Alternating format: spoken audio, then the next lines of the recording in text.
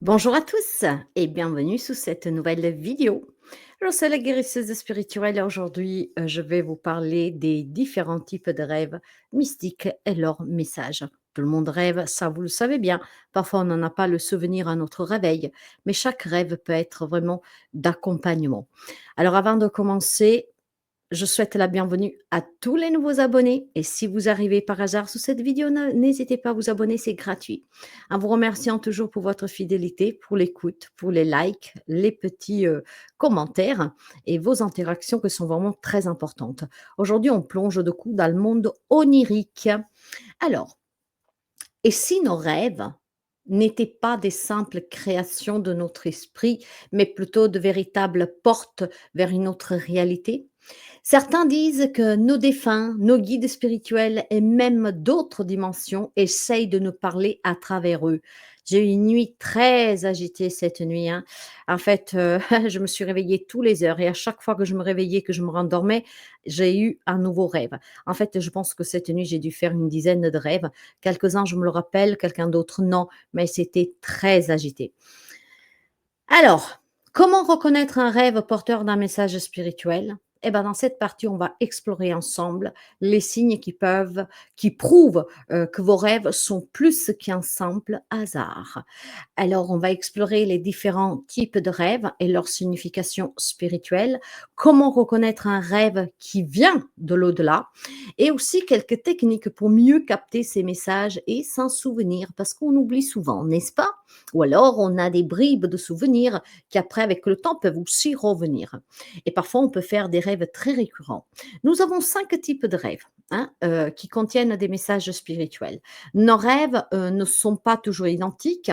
Certains portent des symboles profonds et nous aident du coup à communiquer avec l'invisible. Donc voici ces 5 types de rêves mystiques que vous devez surveiller. Le premier, c'est le rêve visite. Donc, quand un défunt vous contacte.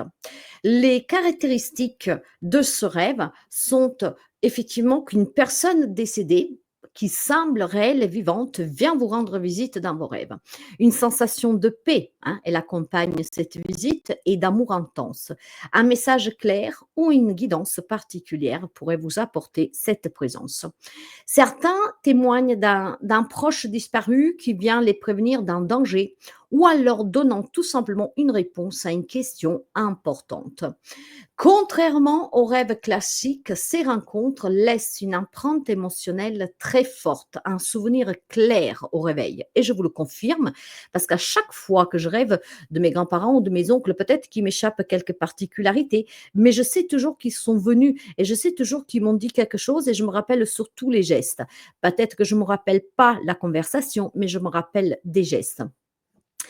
Vous avez, alors quand une petite astuce, pour ce type de rêve. Si vous avez fait un rêve donc de la visite d'un défunt, notez immédiatement ce qu'il vous a dit, hein, parce que ça peut être un message très précieux. Bon, si vous en avez le souvenir, bien sûr. Quant au rêve numéro 2, ce sont des rêves prémonitoires, donc un avertissement pour le futur. Ce qui caractéristique ce qui caractérise le rêve prémonitoire, ce sont les détails, sont beaucoup plus précis que d'habitude, d'accord? Des sensations aussi de déjà vu après le réveil. Et les événements rêvés se réalisent parfois dans la réalité. Par exemple, je pourrais vous faire l'exemple du naufrage du Titanic, mes amis, en 1912, hein. Plusieurs personnes auront rêvé de ce naufrage avant qu'il ne se produise. Ce rêve semblait préparer à ce qui allait arriver certaines personnes. Pour savoir, l'astuce ici, pour savoir si vous faites un rêve prémonitoire, tenez un journal de rêve et vérifiez si certains rêves que vous avez faits se réalisent. En fait, la notation des rêves est très importante parce que vous pouvez l'analyser et puis vous verrez que même si tout de suite il y a quelque chose que vous n'avez pas compris, dans le temps, en les réalisant, en les relisant, vous vous rendrez compte qu'effectivement, il y avait un message, hein, quelque chose qui s'est produit, quelque chose que vous avez pu éviter, un conseil, un avertissement. Et il y a vraiment des détails qui peuvent être très croustillants aussi. Le rêve numéro 3, c'est le rêve symbolique, donc le message caché de l'inconscient. Et ce qui caractérise ce rêve, ce sont des images fortes et des symboles très récurrents. Parfois, étrange ou mystérieux, mais chargé de sens. Il y a un ressenti très profond au réveil. Vraiment quelque chose qui, en tout cas, semble vraiment, vous prendre fortement, d'accord? Par exemple, si vous, rêvez d'un serpent, cela peut signifier une transformation spirituelle. Si vous, rêvez de voler, ça peut représenter la liberté ou une connexion avec, des plans supérieurs. Perdre ses dents peut indiquer une transition ou une peur intérieure. L'astuce pour reconnaître ses rêves, c'est d'utiliser un dictionnaire de rêves et votre propre intuition pour décrypter ces messages cachés. Le rêve numéro 4, c'est, le rêve de sortie hors du corps, donc le rêve le lucide ou voyage astral. Et vous savez que dans les rêves lucides, on peut interagir, vraiment comme si on était en train de parler à quelqu'un. Donc poser, les questions qu'on voulait y poser, c'est vraiment quelque chose, heu, très, très réel. On interagit dans le rêve. Les caractéristiques de ce quatrième rêve, c'est que vous pouvez prendre conscience que vous rêvez et vous contrôlez vos actions. Il y a des sensations de légèreté, de flottement hors du corps et parfois il y a même des visions qui sont de son propre corps endormi. Donc là, ça correspond plutôt ou un voyage astral ou alors si vous avez le rêve lucide, vous avez vraiment une concordance avec les faits où vous pouvez interagir comme si vous étiez dans la vie réelle. Une explication spirituelle à ce quatrième rêve, c'est que ces rêves sont considérés comme des voyages de l'âme vers d'autres dimensions. Beaucoup apportent avoir rencontré des guides spirituels ou avoir visité des lieux inconnus lors d'un rêve lucide. Donc, on peut échanger avec ces guides, on peut échanger tout simplement avec ces anges gardiens et c'est une interaction qui est vraiment réelle. En fait, si vous avez des choses à demander, vous allez le faire comme si vous avez quelqu'un en face de vous, hein, et vous vous en rappelez, hein, au réveil, hein. Et puis bon, pour la sortie astrale, donc effectivement, vous pouvez vous voir tout en sachant que vous rêvez, vous vous voyez. Ce sont des sensations très étranges. J'en ai vécu plusieurs et je pense que vous aussi. Et vous verrez que chaque sensation due à chaque rêve, après ça dépend lequel de ces rêves vous faites, varie. Mais en tout cas, ce sont toutes des sensations très intenses que nous ressentons. D'ailleurs, une astuce ici, si vous voulez provoquer un rêve lucide, répétez cette phrase avant de dormir. Cette nuit, je prends conscience que je rêve. Ce qui veut dire que dans le rêve que vous allez faire, mais vous pouvez aussi tout simplement dire cette nuit, je prends conscience que je rêve et que je parle avec un défunt ou que sais-je. Vous verrez que vous pourriez avoir un rêve lucide où c'est vraiment comme si vous étiez dans la réalité et vous pouvez interagir donc avec ce que vous allez vivre, ce que vous avez demandé. Le cinquième rêve, c'est le rêve initiatique. C'est quand nos guides nous parlent. Et ce qui caractéristique ce rêve, c'est la présence d'un être de lumière, d'un maître spirituel ou d'un guide. Il y a des sensations de réception d'un enseignement profond. Il y a une impression d'un savoir universel qui est accessible uniquement à un rêve. Par exemple, certaines personnes qui ont fait ce style de rêve rapportent avoir reçu des visions du futur, des révélations spirituelles ou des connaissances qu'elles ne possédaient pas avant, mais qu'elles possèdent à leur réveil. Alors, si vous vivez ce type de rêve, méditez dessus au réveil et demandez à recevoir d'autres enseignements. Alors, comment savoir maintenant si un rêve contient un message de l'au-delà? Ben, il y a 5 signes qui sont vraiment fondamentaux. Le rêve est plus intense et plus réaliste qu'un rêve ordinaire. Vous ressentez une paix profonde et une émotion forte au réveil. Les messages sont clairs, comme une guidance directe. Et souvent, vous vous souvenez parfaitement du rêve, même après plusieurs jours. Le rêve semble répondre à une question importante dans votre vie. Donc, faites-y très attention. D'ailleurs, je peux vous donner un petit exercice à faire. Chaque matin, notez vos rêves. Prenez un cahier, un calepin, quelque chose, même juste des feuilles, et mettez tout ce que vous vous rappelez de ce que vous avez rêvé. Mmh. Et posez-vous cette question: «Ce rêve contient-il un message pour moi?» Parce que ça ne veut pas dire forcément que dans tout qu'est-ce que vous rêvez, le message est pour vous. Ça peut être aussi pour d'autres personnes. Vous dites: «Pour qui?» Bah, vous savez, parfois vous ne le savez pas et puis un jour, vous vous trouverez dans une situation où vous vous rappellerez que vous l'avez déjà vécu ou qu'effectivement on vous disait quelque chose, peut-être un lien avec une personne, une situation. Il faut faire très attention. Là aussi, c'est très subtil et puis parfois il y a pas du tout de message, c'est l'inconscient qui travaille. Alors, il y a quelques techniques pour favoriser les rêves spirituels et pour s'en souvenir. Alors voilà, qu'est-ce que vous avez à faire? Numéro un, vous devez créer un rituel du soir. Eh bien oui, avant de dormir, méditez quelques minutes, posez une question à votre subconscient. Par exemple, vous pourrez lui demander: quel message ai-je besoin de recevoir cette nuit? Numéro 2, tenir un journal des rêves. Notez vos rêves dès le réveil, même en pleine nuit, hein. Si vous vous réveillez pour X raison, ah, pour être sûr de ne pas oublier, écrivez-les tout de suite. D'ailleurs, moi, dans mon chevet de nuit, j'ai un cahier avec un stylo et j'ai une lampe justement pour pouvoir, à tout moment, me lever, tout en étant dans mon lit pour pouvoir écrire et j'ai aussi un enregistreur. 3. Par contre, sous la méthode, sous cette 2e, la tenue du journal, n'oubliez surtout pas d'entourer les symboles récurrents et les sensations forts. C'est qu'est-ce que sous lesquels après vous devez analyser. Pour la 3e technique, essayez d'avoir des cristaux auprès de vous. L'améthyste aide à ouvrir le 3e œil et à recevoir des messages et la labradorite protège contre les énergies négatives dans l'astral. Numéro 4, pour la technique du rêve lucide, faire des tests de réalité. Par exemple, regarder ses mains plusieurs fois par jour. Eh, vous me direz, ça sert à quoi? Bah, vous comprendrez quand vous aurez fait un rêve lucide. C'est vraiment quelque chose de très, très, très fort. J'en ai fait, moi, hein. C'est un truc de malade, mes amis. D'ailleurs, répétez une affirmation: «Je prends conscience de mes rêves». Plus vous prenez conscience de vos rêves, plus vous pouvez interagir. Par exemple, dans les rêves lucides, vous pouvez aussi, surmonter des phobies. Pourquoi? Parce qu'en sachant que vous rêvez, imaginez que vous avez peur des serpents, en sachant que vous rêvez, mais que vous êtes conscient que vous rêvez. Dans le rêve, vous allez aller, vers le serpent, le toucher et vous vous rendrez compte en fait que vous pouvez, on va dire manipuler ce serpent comme bon vous semble. Si dans la réalité, il y a un danger, une phobie, en intervenant dans le rêve lucide où, rien est à craindre et ben, vous pourriez surmonter une phobie. D'ailleurs, si vous pouvez, renseignez-vous sur le rêve lucide, c'est très intéressant. Moi, j'ai lu énormément de choses là-dessus aussi.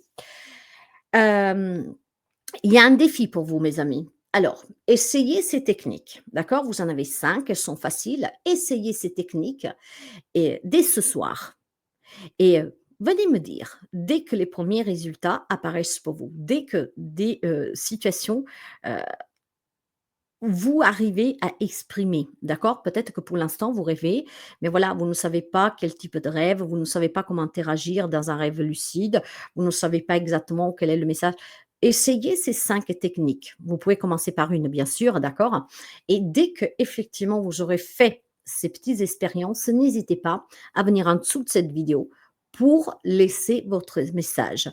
Et puis surtout, pour dire aussi quel message spécial vous avez rêvé, quelles sensations vous avez prouvées, comment de coup vous avez vécu cette expérience différemment que d'habitude. Je vous donne quelques exemples qui peuvent vous intriguer et aussi à mieux comprendre.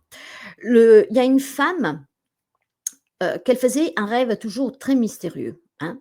Le rêve mystérieux d'une femme qui a échappé à un danger. Alors, imaginez une femme nous allons appeler Sarah. Elle fait un rêve étrange une nuit. Elle voit une route sombre, une voiture qui roule à toute vitesse et tout d'un coup, un accident violent se produit. Elle se réveille en sursaut, le cœur qui bat la chamane, en sueur, voilà, un peu ri, à pleurer, avec de la peur, voilà, très perturbée. Elle se dit que ce n'est qu'un cauchemar, mais quelque chose en elle lui dit de faire attention. Le lendemain du rêve, Sarah prend la route pour aller travailler comme d'habitude. Mais à un moment précis, elle ressent une angoisse inexpliquée. Elle s'approche d'un carrefour. Elle se souvient lors du rêve de la veille et décide de ralentir. Et bien, quelques secondes plus tard, un énorme camion grille le feu rouge à pleine vitesse. Si elle n'avait pas eu ce souvenir de ce rêve qu'elle avait fait la veille, elle aurait été percutée en plein fouet par ce camion. Probablement, il aurait laissé la vie, elle aurait été blessée. Donc, voyez aussi l'importance de certains rêves. C'est pour ça qu'il faut les noter. Il faut essayer vraiment de capter le noyau du rêve, le message qu'il veut transmettre. Il n'y en a pas forcément toujours, d'accord. Mais si quelque chose vous perturbe, ne vous dites pas juste que c'est un cauchemar. Gardez-le dans un coin de votre tête parce que dans les jours à venir pourrait vous être très utile. Avec une analyse spirituelle de cet événement, ce rêve était-il une simple coïncidence ou bien une mise en garde de son subconscient ou même de l'au-delà? As-tu déjà fait un rêve qui t'a sauvé d'un danger ou qui t'a guidé dans la vraie vie? N'hésite pas à le partager en commentaire. Sommes-nous connectés à l'invisible pendant nos rêves? Ben, les rêves, il y en a qui peuvent dire que ce sont juste des illusions, mais d'autres peuvent penser que ce sont des véritables portes vers l'au-delà. Beaucoup de personnes ont vécu des expériences incroyables à travers eux. Et si c'est ton cas, sans que tu t'en sois rendu compte un jour, peut-être que tu as déjà fait un rêve qui voulait te prévenir de quelque chose. As-tu déjà reçu un message important, mais que tu n'as pas su interpréter, que tu n'as pas tenu compte et qu'effectivement, si tu reviens en arrière, peut-être sur quelques souvenirs, tu te rendras compte qu'on voulait te guider, on voulait t'avertir, on voulait t'aider. Il y avait un message en tout cas. Donc, ouvre ton esprit, écoute tes rêves et peut-être qu'ils t'apporteront des réponses aussi insoupçonnées. Le rêve peut sembler compliqué. Il est vrai que l'interprétation n'est pas facile, ça, franchement, je suis d'accord avec vous. Moi, je rêve énormément, énormément. J'ai fait du rêve lucide, j'ai fait le voyage astral, j'ai fait la sortie du corps, je vois mes défunts, mais je me rappelle pas tout. Je ne me rappelle pas tout. J'ai déjà vu des êtres de lumière, hein, j'ai déjà vu Jésus dans mes rêves, j'ai vu la Vierge Marie, j'ai vu des anges, pas plus loin que cette nuit. Je vous ai dit, j'ai passé une nuit très agitée, mais j'ai vu énormément de choses. Maintenant, pour certains, j'ai des fortes sensations et donc c'est là que je vais me concentrer. Pour d'autres, en fait, je me suis réveillée, mais rien d'extraordinaire. Donc c'est là, j'ai des souvenirs, mais j'y porterai un peu moins d'attention parce que j'ai compris que quand quelque chose m'est dû un message, quand à mon réveil, je me sens perturbée, parfois triste, parfois, anxieuse, parfois stressée et parfois je suis aussi hyper excitée. Donc quand j'ai des émotions vives, c'est là que je me concentre et que j'essaie de décortiquer mon rêve pour voir si je peux comprendre le message. J'y arrive pas forcément, mais en tout cas, je sais que ce rêve-là a un message pour moi. Là où les sensations ne sont pas profondes, bah, disons que je les marque, je les écris, mais sans plus. Il y a même certains que je n'écris pas d'ailleurs, hein. De toute façon, dites-vous, par ma propre expérience, c'est qu'est-ce que je vous affirme. Après, je ne sais pas si ça se produirait pour vous aussi. Peut-être quelqu'un pourrait me le dire en commentaire. Mais moi, des fois, quand je ne porte pas attention à un rêve, on va me le remettre, hein. On va me le remettre.